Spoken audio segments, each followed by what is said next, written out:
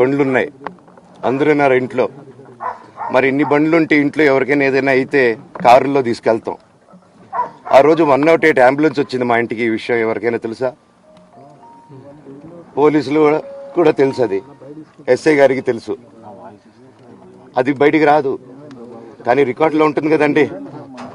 అది కనుక్కోండి సార్ 108 ఎందుకు వచ్చిందని. అండ్ నిన్ను ప్రతిదీ నేను కొడుతున్నాను, ఇది చేస్తున్నాను అన్నారు కదా సార్. సీసీటీవీ కెమెరాలు తెప్పిండి సార్.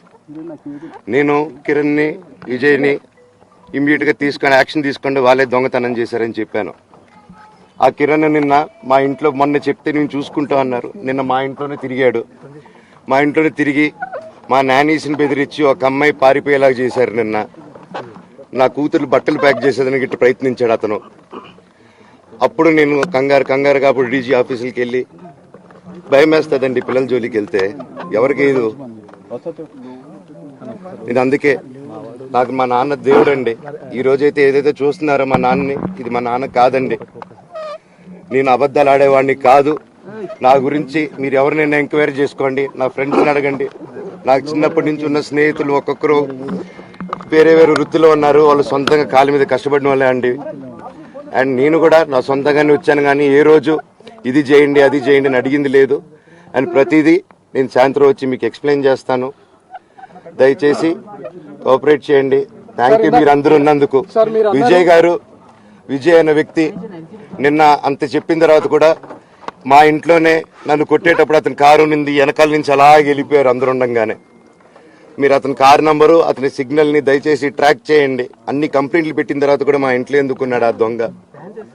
మీరు దయచేసి ఇది ఇమీడియట్ గా చేసుకోండి. నేను సాయంత్రం లోపల ఒకసారి మీరు అన్నారు ఇందాక మా నాన్న దేవుడు అని చెప్పి, చెప్తాను సార్. మా నాన్న మీ షోల్డర్ మీద గన్ను పెట్టి కాలుస్తున్నారండి, క్లియర్ గా కాలుస్తున్నారు.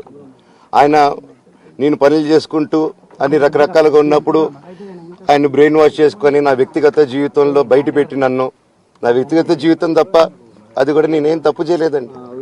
నేను ప్రేమించిన అమ్మాయిని పెళ్లి చేసుకున్నాను, ఆ అమ్మాయి కోసం పోరాడాను. దాంట్లో తప్పేంటంటే నాకు అర్థం కావట్లేదు. అండ్ ఈరోజు వచ్చి 10 మందికి నిలబడినప్పుడు నేను చెడ్డోడిని అయిపోయాను. ఎక్కడ సైన్ పెట్టమంటే పెట్టాను, రమ్మంటే వచ్చాను, పొమ్మంటే పోయాను. ఎన్ని సినిమాలు చేయమంటే అన్ని సినిమాలు చేశాను. అన్న కంపెనీల్లో పనిచేశాను, సాంగులు చేశాను, వాళ్ళకి రికార్డింగ్లు చేశాను, ఫైట్ డైరెక్షన్లు చేశాను. ఎంతో గొడ్డులాగా కష్టపడాను, మనసు పూర్తిగా సంతోషంగా చేశాను. నాకు ₹1 అడిగింది లేదు, ఆశించలేదు. నేను దానికోసం నాకు కావాలి, నేను పనిచేసిన దానికి కూడా నేను అడగట్లేదు.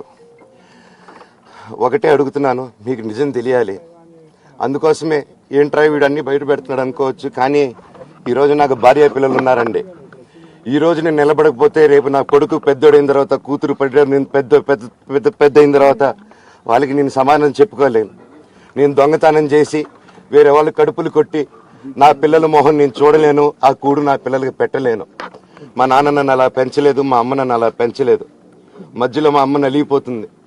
మా అమ్మని హాస్పిటల్లో అడ్మిట్ అయ్యారని చెప్పి నేను అబద్ధాలు ఆడారు. హాస్పిటల్కి వెళ్ళి చెక్ చేయించుకుంది అమ్మ. నువ్వు వెళ్ళిపో ఇంట్లో నుంచి, నువ్వు వెళ్ళిపోతే వీడిని చూసుకుంటావు మేమంటే, మేము మంచిగా మాట్లాడి పంపిస్తా అంటే నమ్మి ఆవిడ 3 రోజుల నుంచి దడదడగా ఉంటే వెళ్ళమ్మ అంటే.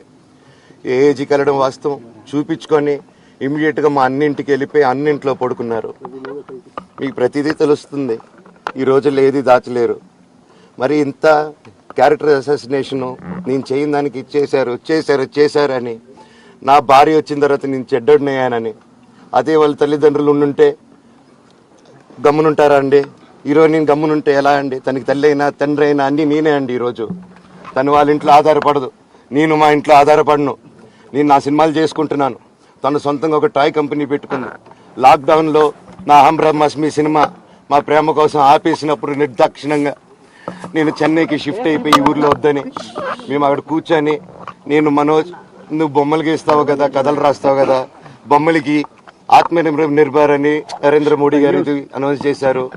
ఈ బొమ్మలు, నీకు బొమ్మలు ఇష్టం, పిల్లలు ఉన్నారు, మనమే క్రియేట్ చేద్దాం బొమ్మలు అంటే, లాక్డౌన్లో నేను డ్రాయింగ్లు చేసి కథలు రాసుకొని నా ఫ్రెండ్స్ దగ్గర కొంచెం అప్పులు చేసుకొని మేమే పెట్టుబడులు పెట్టుకుంటూ, నా ఫ్రెండ్స్ కూడా పెద్ద కష్టపడి వచ్చిన వాళ్ళండి, వాళ్ళకున్న కొంతలో నాకు పంచుకుంటూ మమ్మల్ని కాపాడుకుంటూ ఒకరినొకరు కాపాడుకుంటూ నిలబడి ఈ రోజు మనీ నిలదొక్కున్నామండి. నేను నా భార్య, తను కష్టపడుతుంది. ఇప్పుడు కాశ్మీర్ నుంచి కన్యాకుమారి వరకు ఓన్లీ తను, నేను, ఇంకొక 3-4 కలిసి దీన్ని ఇంత దూరం తీసుకొచ్చామండి. ఈ రోజు నేను మళ్ళీ సినిమాలకు వచ్చేసాను. అందుకే ఈ రోజు నేను నిలబడిపోతే ఇది నా పిల్లలకి చెప్పేది కరెక్ట్ కాదు, ఎవరికి కరెక్ట్ కాదు. ఇన్నాళ్ళు గమ్మునున్నాను ఓకే, కానీ వాళ్ళ నాన్న ఆస్తుల కోసం కొట్లాడుతున్నాడా, మంచి కోసం నిలబడుతున్నాడా అనేది ఈ రోజు మీకు సాయంత్రం వచ్చిన ప్రూఫ్స్ అన్ని వదులుతాను. మా నాన్న మీద గన్ను పెట్టి కాల్చే వినయ్కి, మా అన్నకి సాయంత్రం ప్రతిదీ చెప్తాను. ఎవరు ప్రభావితం చేస్తే అలా మారుతున్నారు సార్ మోహన్ రావు గారు? ఎవరు ప్రభావితం? చెప్పాను కదండి వినయ్ అని, మా అన్న విష్ణు అని. అవునండి, నన్ను హాజరుపరచమన్నారు, 10:30 రమ్మన్నారు.